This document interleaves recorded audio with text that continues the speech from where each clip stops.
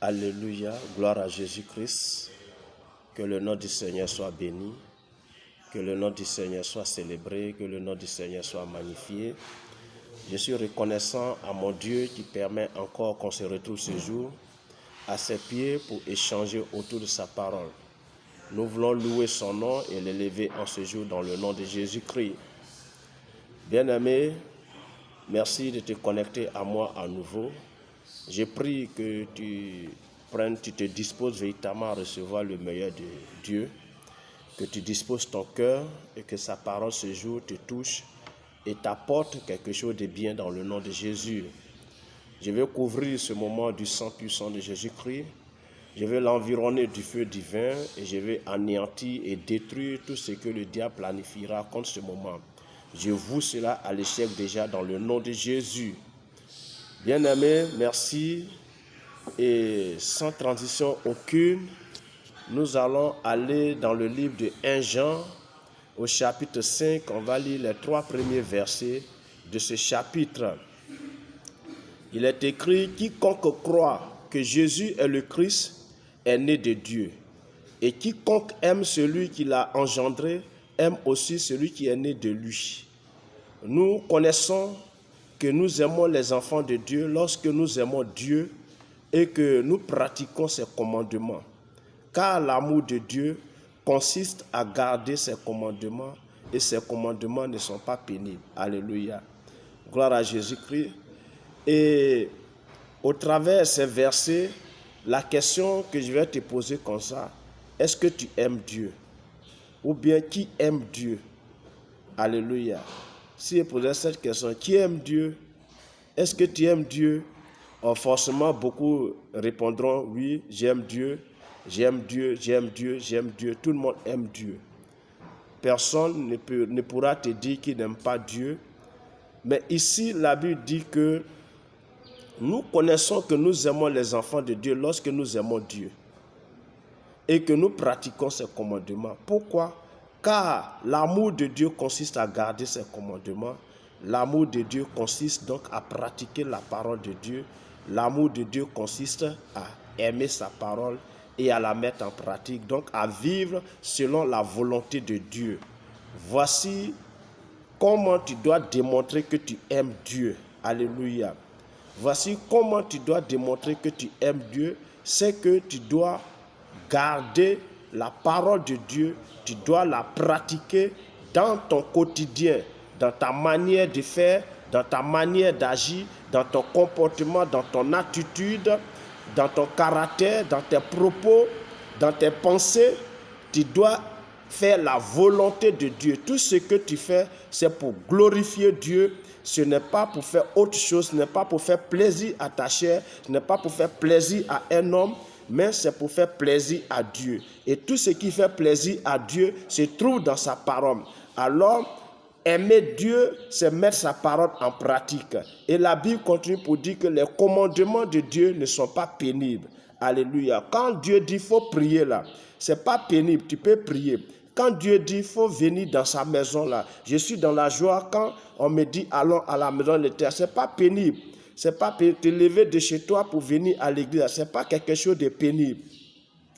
Aimer ton prochain comme toi-même là, ce n'est pas quelque chose de pénible. Alléluia. Fuir le péché là, ce n'est pas quelque chose de pénible. Vivre dans la sanctification, ce n'est pas quelque chose de pénible. Vous comprenez que la parole de Dieu là, elle n'est pas difficile à mettre en pratique. Mais en réalité, c'est nous-mêmes, nous sommes enflés. Nous sommes conduits par nos penchants réels, par nos penchants personnels. Nous sommes conduits par notre chair. C'est ça qui nous empêche de pratiquer la parole de Dieu. Amen. Sinon, si nous mettons de côté nos désirs charnels, si nous mettons de côté nos pensées charnelles et que nous sommes focus sur la parole de Dieu, nous sommes focus sur les pensées de Dieu, alors nous allons pratiquer sa parole. Ce n'est pas pénible de le faire. Beaucoup arrive à le faire, pourquoi pas vous, pourquoi pas nous, pourquoi pas toi, pourquoi pas lui. Si d'autres peuvent le faire, pourquoi toi tu ne peux pas le faire? Alors que tous nous avons été créés par Dieu, si Dieu nous a créés, comment Dieu qui nous a créés, qui veut que lorsque nous manifestons l'amour pour lui, c'est de mettre sa parole en pratique, peut-il permettre à d'autres de pouvoir pratiquer sa parole et d'autres ne pas pouvoir la pratiquer. Ce n'est pas juste, ce n'est pas vrai, c'est faux. Dieu est juste. Il nous a tous créés de la même manière. Il nous a donné le même cariotype. Nous sommes constitués des mêmes cellules biologiques et nous sommes là. Nous avons l'intelligence pour comprendre sa parole, pour la mettre en pratique. En réalité, c'est nous-mêmes, nous ne voulons pas parce que nous avons nos désirs se trouvent ailleurs. Nous pensons que Dieu est un obstacle à nos désirs. Nous pensons que la volonté de Dieu s'oppose à notre propre volonté, ce qui n'est pas le cas. Parce que ce que tu fais, ce que tu considères comme étant ta volonté personnelle, ce qui va faire plaisir à ta chair, c'est pour un temps, ce n'est pas pour tout le temps. Parce qu'un jour, tu passeras de vie et à trépas. Et la Bible dit, si tu fais tout ce que ton cœur te demande de faire là, n'oublie pas qu'au dernier moment, tu vas rendre compte à Dieu. La parole de Dieu, la volonté de Dieu, les commandements de Dieu ne sont pas pénibles à les pratiquer. Il suffit simplement de t'y mettre, de prendre la résolution, de pouvoir mettre cela en pratique et tu vas le faire. Sinon, aimer Dieu là, tout le monde peut le dire, que j'aime Dieu. Mais quand tu aimes Dieu, tu dois pouvoir le démontrer par la pratique de sa parole, par la mise en pratique de sa parole, par l'obéissance de sa parole. C'est ça. Quand tu dis que tu aimes Dieu, un enfant de Dieu qui dit il aime Dieu, il doit être cet enfant-là qui est soumis à la volonté de Dieu, qui consulte toujours Dieu. Consulter Dieu comment? Dans la prière, c'est-à-dire apporter une requête à Dieu, apporter une situation à Dieu pour que le Seigneur t'éclaire, pour que tu suives la voie du Seigneur. Ou alors à la lumière de sa parole.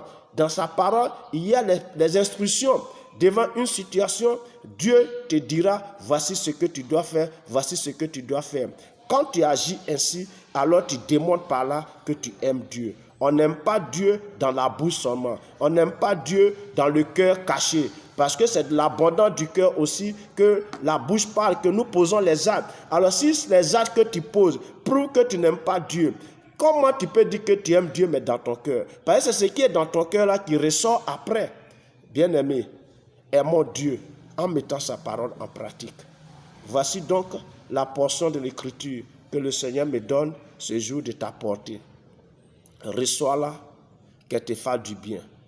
Mais pour mettre la parole de Dieu en pratique, cela t'appelle donc à méditer la parole de Dieu, à lire la parole de Dieu, à aimer la parole de Dieu, à la méditer jour et nuit, à l'étudier, à écouter la parole de Dieu, pour qu'elle soit inscrite sur la table de ton cœur et que tu sois capable de la mettre en pratique dans le nom de Jésus-Christ. Alléluia. Mais si tu ne t'intéresses pas à la parole de Dieu, si tu ne la lis pas, si tu ne la médites pas, si tu ne l'étudies pas, tu ne l'écoutes pas, et que tu es plutôt dans autre chose, mais sache que c'est autre chose-là qui va influencer ta vie. Et l'influence de ces choses-là, c'est pour te conduire demain à la perdition. Mais la parole de Dieu te conduit à la vie. Alors aime la parole de Dieu, médite-la, étudie-la, écoute-la, et mets-la en pratique, alors tu démontreras par là que tu aimes Dieu. Amen. Qui aime Dieu? C'était donc l'interrogation à laquelle nous étions donc soumis. Chacun a sa réponse, mais voici ce que dit la parole de Dieu. Car l'amour de Dieu consiste à garder ses commandements. Amen. Car l'amour de Dieu consiste à garder ses commandements. Que Dieu te bénisse. Merci de m'avoir écouté, de m'avoir suivi. Merci d'avoir pris note. J'espère que cette parole t'a fait du bien. J'espère qu'elle va caractériser désormais ta conduite, ta manière de faire et d'être, pour que par tes actes, par tes propos et tes pensées, tu démontres par là que tu aimes Dieu. Que Dieu te bénisse depuis ta position, qu'il te garde sous ses ailes puissantes. Porte-toi bien. Nous sommes à la prochaine pour une autre vidéo. Amen.